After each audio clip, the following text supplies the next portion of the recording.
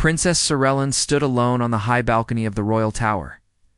Below her, the glowing city of Zorelia Prime stretched far into the distance. Tall crystal spires reached for the sky, and flying transports zipped between towers in perfect patterns. It was beautiful, like a dream. But to her, it felt like a golden cage. She placed her hand on her stomach. Empty. Always empty. Sorellen was the only daughter of Emperor Valtherin, ruler of the mighty Zorelian Empire. She was tall, silver-skinned, with long white hair and glowing blue eyes, beautiful, graceful, and strong. But all her beauty meant nothing in the eyes of her people, because Sorellen had been declared barren. From birth, the royal scientists had tested her. Her genetics were strange. No Zorelian male could produce a child with her. The mating process failed every time. And so, the council whispered behind her back, "She cannot continue the royal line. She is broken. We must choose anew." Heir. At first she tried to ignore it. She trained harder than any other royal. She learned diplomacy, war, and history. She proved her value again and again.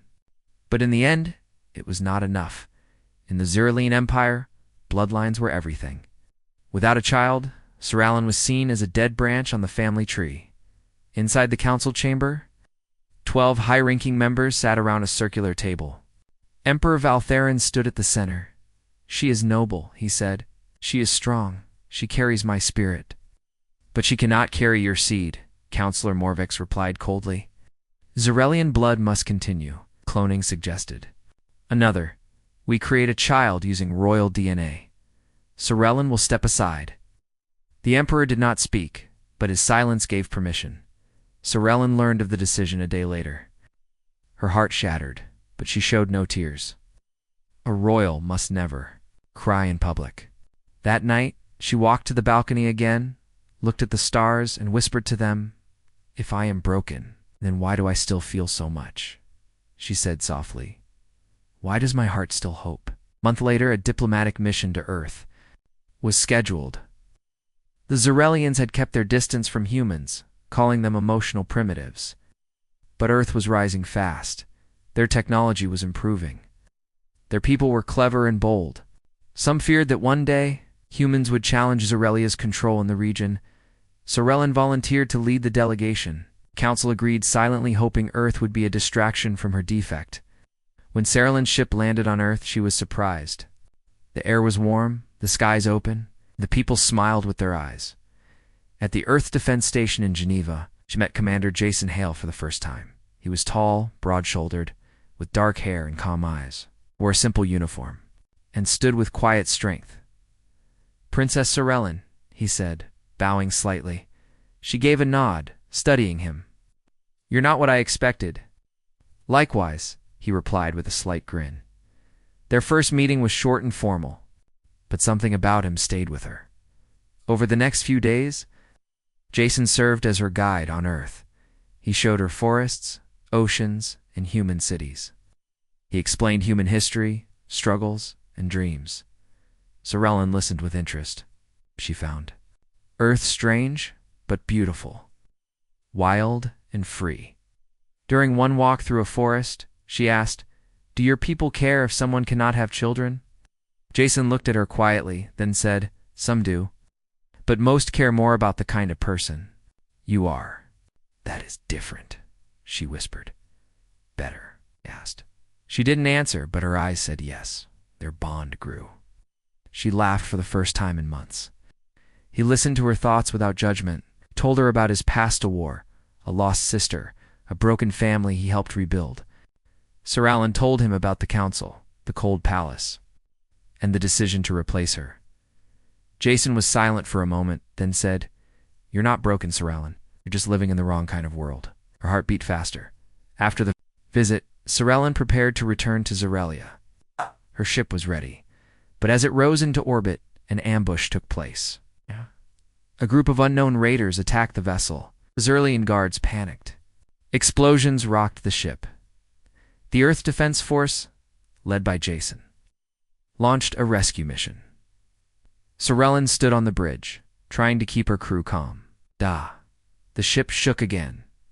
Then she saw Jason's fighter craft flying straight into danger, shielding her ship. "Why is he doing this?" one officer asked. "Because humans don't leave people behind," she replied. Minutes later, Jason's team boarded the damaged ship, fought off the raiders, and brought Sorellen safely back to Earth. After the attack, Sorellen was given a choice. "Return home," the council ordered. "You are no longer needed on Earth." But Sorellen had changed. Earth had changed her.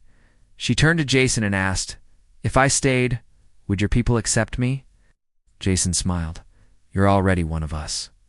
Sorellen looked up at the stars again, but this time she did not feel empty.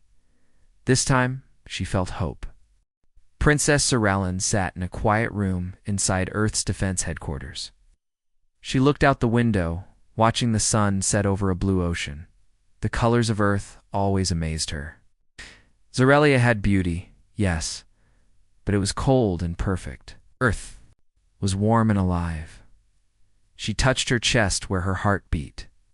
Something inside her was changing. Her mission to Earth was over. She should have returned home long ago. But after the attack and her rescue, she stayed under Earth's protection.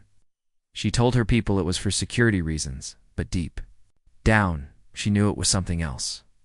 Someone else, Commander Jason Hale, walked into the room with 2 cups of tea. He handed her one without saying a word and sat beside her.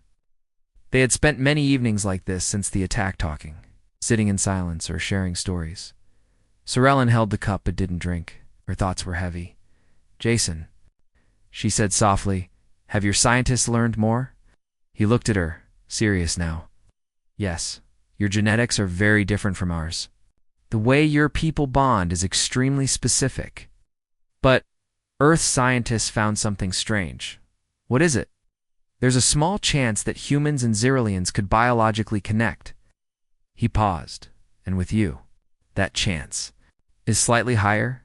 Sorellen's heart skipped. "You mean it's not impossible," Jason said, "but it's never been done. It's risky." Sorellen stood, her mind racing. "Back home, they told me I could never be a mother. They said I was cursed, broken. But here, you say there is a chance." Jason stood too. "Sorellen, I care about you. But this isn't just science or love. If we try this, it will bring attention. Maybe war. Your empire won't accept it." "Not easily." She stepped closer. "Then let them come. I'm tired of hiding. I'm tired of being told what I can't do." Jason looked into her eyes. "Are you sure?" "Yes," she said. "Let's try together." Over the next few days, Sorellen met with Earth's top doctors and scientists. The process would be difficult. The technology required was complex. The compatibility between human and Xyrilian DNA had to be carefully balanced. But there was one more step. A choice had to be made. Would the union be natural or assisted? Sorellen chose natural. She didn't want her child to be made in a lab. She wanted this child, if it ever came, to be born of love, not wires and machines. Jason agreed. Weeks passed. Alzalan stayed on Earth as a guest. In truth, she and Jason were in hiding, not because of Earth's leaders, but because of her own. The Xyrilian Council had learned of her decision. They sent messages filled with cold words and sharp warnings. "You are defying our laws. You are contaminating the royal bloodline. You will be removed from history." But Sorellen didn't care. For the first time, she was not afraid. She lived in a small house near the sea, far from Earth's main cities. There, she and Jason lived quietly. They talked, laughed, and shared peaceful moments, rare for people who had lived so long in duty and pain at night. She would place her hand on her stomach and whisper, "Please, let there be life." One day, Sorellen felt strange. Not sick, but different. Jason noticed it too. "You're glowing," he said. Sorellen laughed. "Xyrilians always glow." "No, this is different." They went to the medical center in secret. The tests were long. Machines hummed. Lights blinked. Finally, a young doctor stepped forward, her face pale. "There's something growing inside," she said. "It's alive." Jason's hand trembled as he held Sorellen's. "What does that mean?" The doctor smiled slowly. "She's pregnant." Sorellen cried for the first time in years, real full tears. Jason just held her. "You did it," he whispered. "We did it." News spread faster than light. Somehow a medical worker leaked the information. Within hours, Zorelia knew. So did the Galactic Council. Most were shocked. Some were angry. But many were curious. The idea that a human and a Zorelian could create life together? It was unheard of. The Zorelian Council met in emergency session. She must be captured. She must return immediately. That child is a threat. Emperor Valthrin stood silent at first, then said in a cold voice, "Send the order. Retrieve her, by force, if needed." Soralin received the message. "You have defied your blood," it said. "Return or Earth will suffer." Jason crushed the message pad in his hand. "They're threatening war." "We knew this might happen," Soralin said calmly. "We have to move you," Jason said. Now Soralin and Jason were taken to an underground bunker, protected by Earth's best guards. The child growing inside her was watched closely by doctors. Its development was fast but healthy. The baby was strong human and Zorelian combined. Jason spoke with Earth's leaders. "We will not surrender her." He told them, "That baby is part of Earth now." "I understand," President Yao said, "and we will protect her at all costs." Earth began preparing defenses. Warships were moved into orbit. Satellite shields were powered up. The Earth Defense Force was on high alert. They all waited for Zorelia's next move. Meanwhile, on distant planets, something unexpected happened. People began to talk. Common Zorelians, farmers. Workers, students saw the news and didn't feel anger. They felt hope. She did what no one else could. She's not cursed. She's a miracle. What if the child is the future? Whispers of change spread through the Empire. The Council didn't like it, but they couldn't stop it. In the bunker, Soralin lay on a soft bed, Jason by her side. She looked at him and smiled weakly. "Do you think he'll have your eyes?" Jason grinned. "I hope he has your courage." Outside, storm clouds gathered in Earth's sky. But inside the bunker, a quiet hope grew stronger with every heartbeat. The Earth bunker was quiet. Princess Sorelin sat in a special chair, one hand resting on her stomach.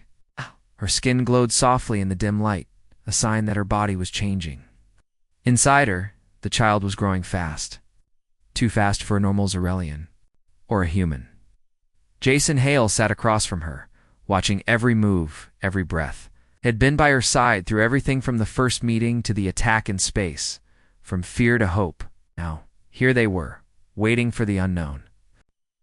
"Felt a kick today," Sorelin said with a small smile. Jason raised his eyebrows. "Again?" "Yes. Third time today? He's active, strong." Jason chuckled, just like his mother. Earth's scientists and doctors were amazed. The child growing inside Sorelin had both Zorelian and human DNA, something no one had ever seen before. Every test showed the same result. The baby was not just alive, but thriving. Dr. Elaine Carter, one of Earth's top genetic experts, visited Sorelin every day. She carried tablets full of readings, charts, and scans. "I have no explanation." She admitted this should not be possible. Your body and Jason's genes, they don't match in theory. But nature found a way. Sorelin smiled. "Maybe this child isn't science. Maybe it's fate." Dr. Carter nodded slowly. "Maybe." Meanwhile, the galaxy shook with the news. On the galactic network, the story spread like fire. Alien princess bears human child. Zorelian royal line contaminated. A miracle or a threat? Some species feared the baby. Others called it dangerous. But many called it hope. Across Zorelia, people whispered, "If Sorelin can give life, maybe others like her can too. She is not barren." The Council. They feared her power. The Zorelian Council was furious. They sent warships to Earth's edge. 10 battlecruisers lined the stars, weapons armed. Their message was clear, returned the princess. Destroy the hybrid. But Earth did not back down. President Yao spoke to the United Nations of Earth. Her voice was calm, but firm. "We do not surrender life, not to fear, not to power. That child is under Earth's protection. Earth Defense Command activated all fleets. Satellites circled the planet. Spaceports launched ships day and night. The world stood ready. Jason met with Earth's military leaders. He wore armor now, like the soldier he used to be. Sorellen won't run, he told them. But she needs time. Time to give birth. Time to bring this miracle into the world. We'll buy her that time, said Admiral Ruiz. No matter the cost. In the hidden bunker, Sorellen could feel the pressure from space. But her heart was calm. She often closed her eyes and listened to the tiny heartbeat inside her. The rhythm gave her strength. One night, she turned to Jason. What? If he looks different? Jason looked confused. What do you mean? Half human, half Zarellian. Will he belong anywhere? Jason took her hand. He'll belong to us, and we'll make sure he belongs to the stars. But danger grew closer. Zarellian spies tried to sneak into Earth's system. One was caught near the moon. Another tried to poison the food supply in a spaceport. All were stopped, but Earth knew the enemy would not wait much longer.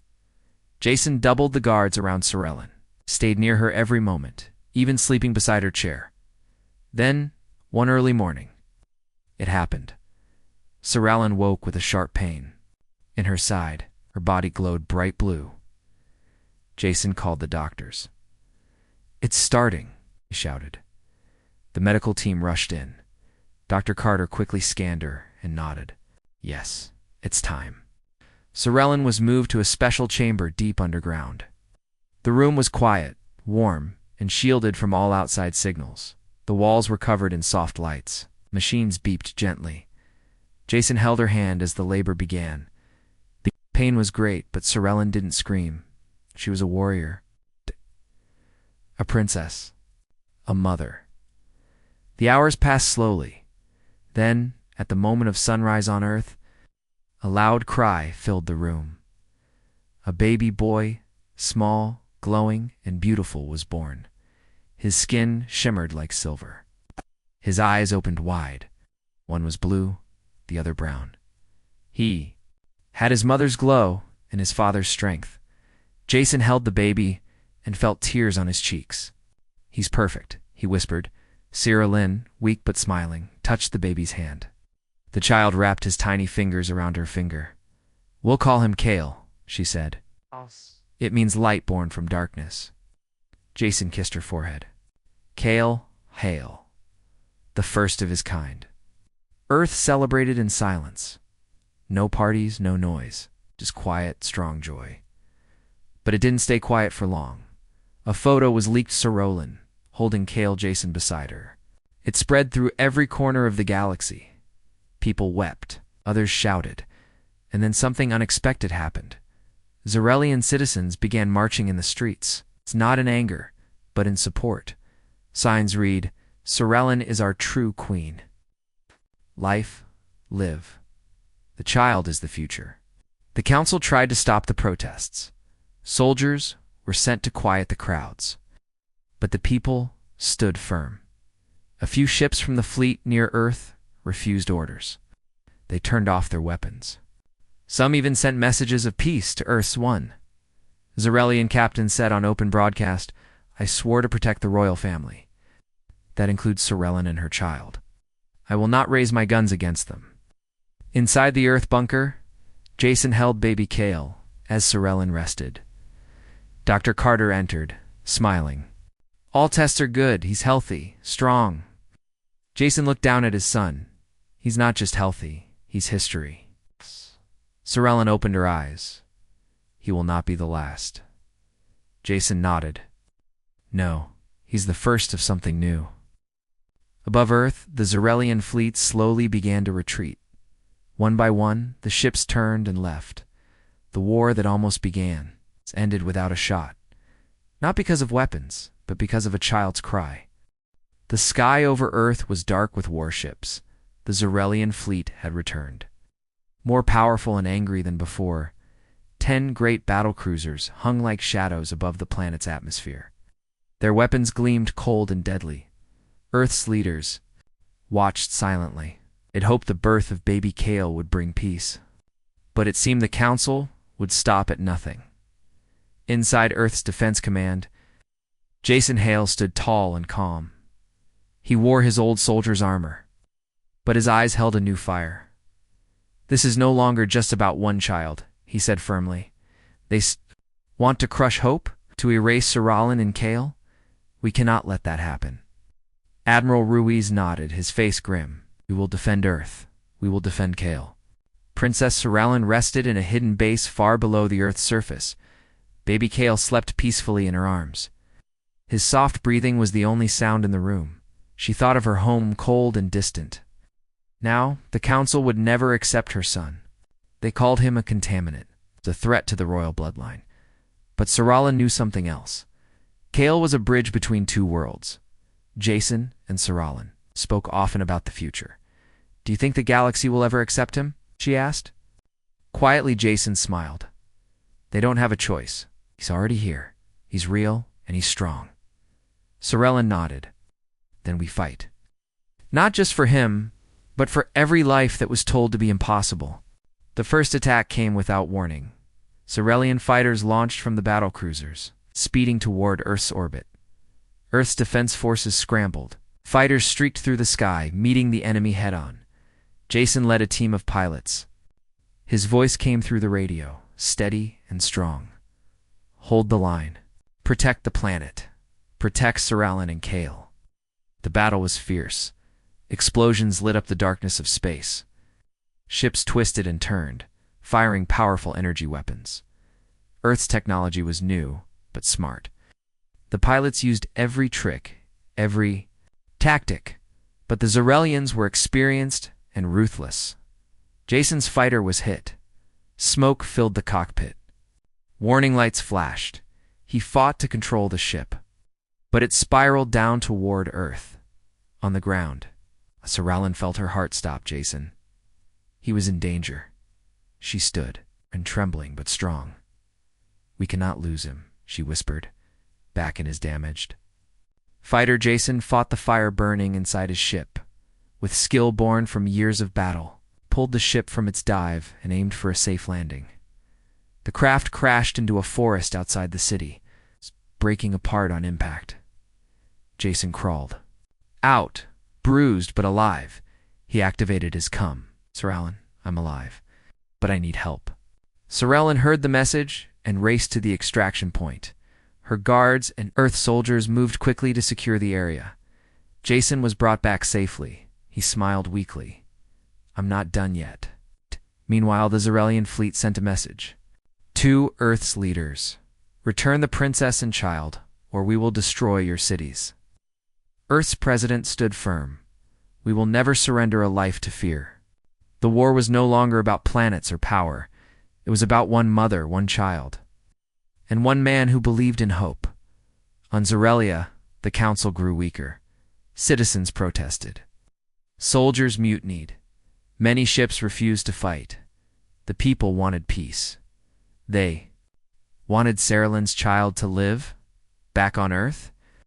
Siralin held Kale close. She looked into her son's eyes and saw the future. "We will win," she said softly. "For him. For us." Jason stood beside her, ready to face whatever came next. Together, they were a family. Together, they were a force no one could stop. The sky was dark again. This time, it was heavier than before. The Zarelian fleet hovered near Earth, ready for battle. Their weapons glowed red, and their warships blocked out the stars, but this time, something different was happening. A message burst through every channel in the galaxy. It was Cyrilin's voice. She stood tall and proud, holding baby Kale in her arms. Her silver skin shone softly. Her eyes were bright with hope and strength. "My name is Sirelin," she said clearly. "I am a Zarelian princess. They said I could not bear children. They said my blood was broken. But here's my son. He is part Zarelian, part human.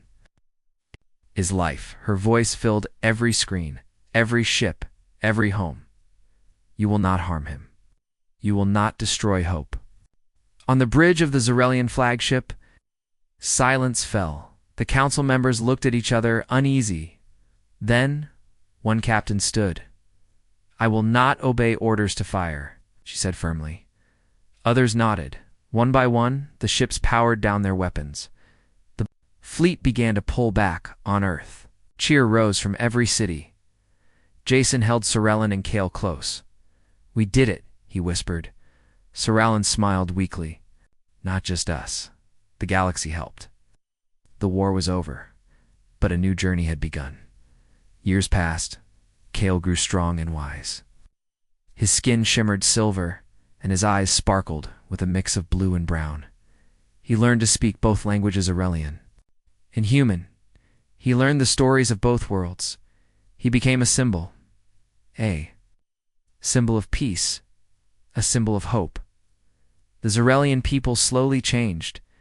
They saw Kale not as a threat, but as a promise. The council lost power. The people chose a new path. They wanted unity, not fear. Sorellen was no longer called Baron. She was called the Mother of the New Age. She stood beside Jason, her love and protector. Together, they watched their son walk between two worlds, building bridges. The galaxy had never seen anything like it. An alien princess.